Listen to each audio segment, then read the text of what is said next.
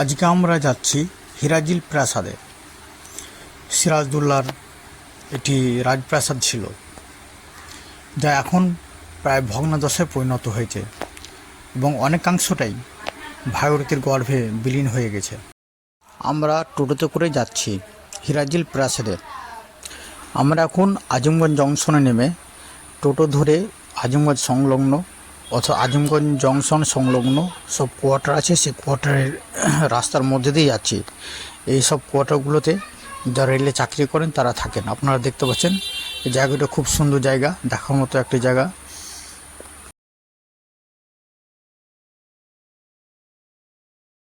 এবারে আমরা হিরাজিল প্রাসাদের চলে এসেছি।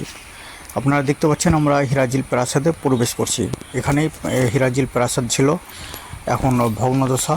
তা এখানে যাই হোক আপনারা দেখতে পাবেন বোর্ড সিল সেই হিরাজিল প্রাসাদ সম্বন্ধে লেখা আছে, আপনারা দেখতে পাচ্ছেন।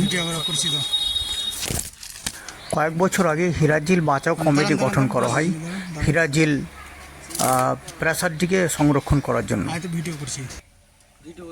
এখানে হিরাজিল উৎসব 2024 অনুষ্ঠিত হয়েছে ইতিমধ্যে, এবং বেশ কিছু আরও সাংস্কৃতিক অনুষ্ঠানও অনুষ্ঠিত হয়েছে।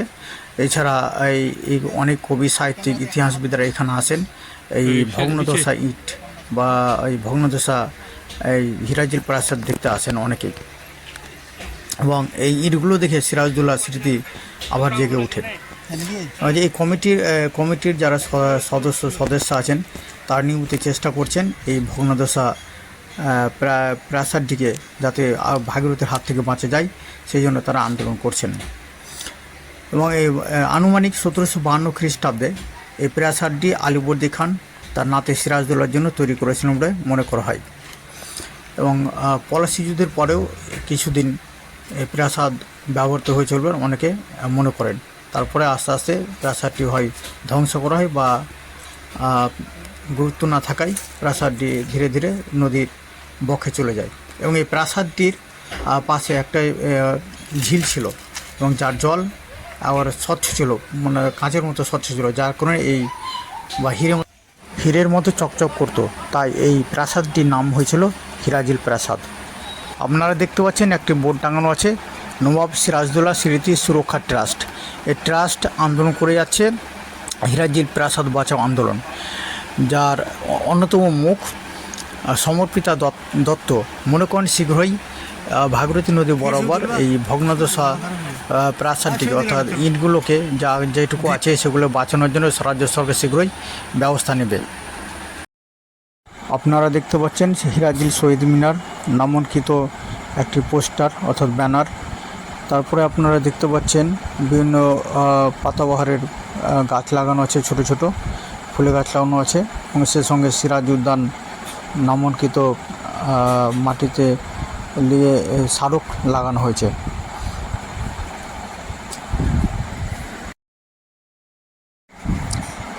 এটি শহীদদের স্মৃতিতে করা হয়েছে, এখানে ফুল দিয়ে সম্মান জানানো হয়। এবং আপনারা এবার দেখতে পাচ্ছেন মুর্শিদাবাদ মিনিয়েচার চিত্রকলা, অর্থাৎ মুর্শিদাবাদ মিনিয়েচার চিত্রকলা অর্থাৎ মুর্শিদাবাদ ঘরানার চিত্রকলা ভারতবর্ষের চিত্রকলায় এক গুরুত্বপূর্ণ স্থান অধিকার করে রয়েছে। নবাব মুর্শিদ কুলিকার সময়ে এর সূচনা হলেও মুঘল যুগে এর বিস্তার ঘটে এবং নবাব সিরাজদৌল্লার সময়ে এর পুরোভূত উন্নতি হয়। নবাব সিরাজদৌল্লা তার এই স্বপ্নের রাজপ্রাসাদে চিত্রশিল্পীদের ঠাঁই দিয়েছিলেন। যেখানে রাজপ্রাসাদই ছিল এখন দেখতে পাচ্ছেন এখানে বিশাল বাসবন হয়ে গেছে। এই বাসবন আপনারা দেখতে পাচ্ছেন, বাসবনের মধ্যেই সিরাজদৌল্লার রাজপ্রাসাদ ছিল। এই বাসবনের এই নিচগুলোতেই কিন্তু এই দেওয়ালগুলো অর্থাৎ ভগ্নদশা ইটগুলো রয়েছে এখনও। আমরা বাসবনের মাঝ দিয়ে যে রাস্তা দেখতে পাচ্ছেন সে রাস্তা ধরে আমরা চলে যাচ্ছি ভাগীরথী নদীর তীরে, যেখানে ভাগীরথী নদীর তীরে রাজপ্রাসাদের বেশিরভাগ অংশটাই পড়ে গেছে, অর্থাৎ ভাগীরথীর বক্ষে চলে গেছে।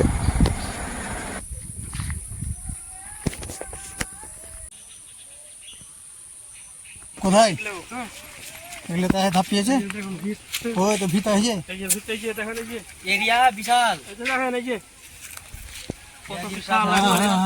হ্যাঁ এই তো বিশাল, তো ভিড় বিশাল একবারে, অনেক অনেক অনেক বড় প্রাসাদ। ওগুলোতে নিচে যেগুলো পোড়া হয়, হ্যাঁ পানি কম কম গেলে নদীর মধ্যে পোড়া হয় দেখতে হবে। তো এগুলো তো ইয়ে আছে কত এই যে ভিতরে এগুলো সব তো ভিত। মানে এই জায়গাটাতে এসা কিছুই নেই, একটা অন্যরকম শিহরণ কাজ করছে। হ্যাঁ এগুলো সব পোড়া হয়েছে। একটু একটু একটু শুনুন ভাই, একটু শুনুন আপনি একটু জাস্ট খালি এখানে দাঁড়ান, একটা ভিডিও করে দিয়েছে এখানে এখানে মানে এখানে দাঁড়ান, আপনি একটু এমনি করে দেন তো। আসেন আসেন আপনি, হ্যাঁ ওখানে চলুন, এইটা ভালো আছে। আমরা তো যাবো যাবো যে দাঁড়াবো না এখানে কষ্ট করে, আমার কাছে এইটাই আশা ছিল খালি। আপনি জাস্ট খালি ক্যামেরাটা ধরে থাকবেন, আমরা এখানে দাঁড়াচ্ছি, করে আছে রেডি করা আছে ছবি, আপনি ধরেন খালি জাস্ট একটু উপর দিকে ওঠেন, ভালো লাগবে আপনার।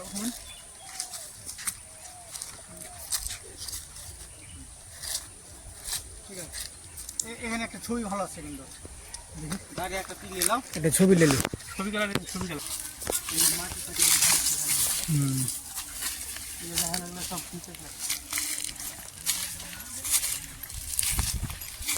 বিশাল ভিত্ত, হ্যাঁ বিশাল প্রাসাদ যে।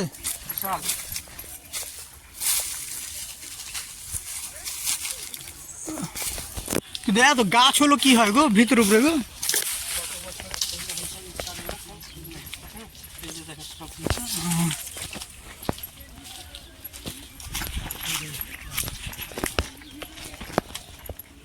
দেখেন কত নিচ থেকে যে লেওয়া হয়, দেখেন এটা তো ভীতি সব, এটাও তো ভিত, ভিতর উপরে তো হয় সব। চল মাছ উঠছে গো দাদা।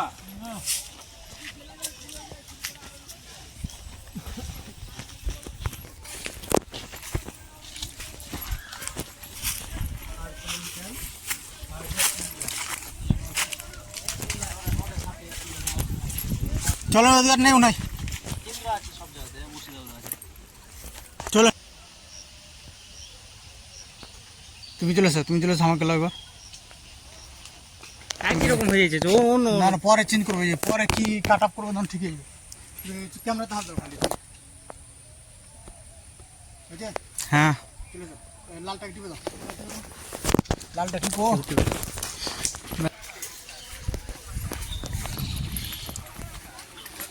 এখান থেকে ঢুকলে হতো, হ্যাঁ এখান থেকে ঢুকলে হতো, হ্যাঁ ওই এই সাইডে বেশি আছে এইটা।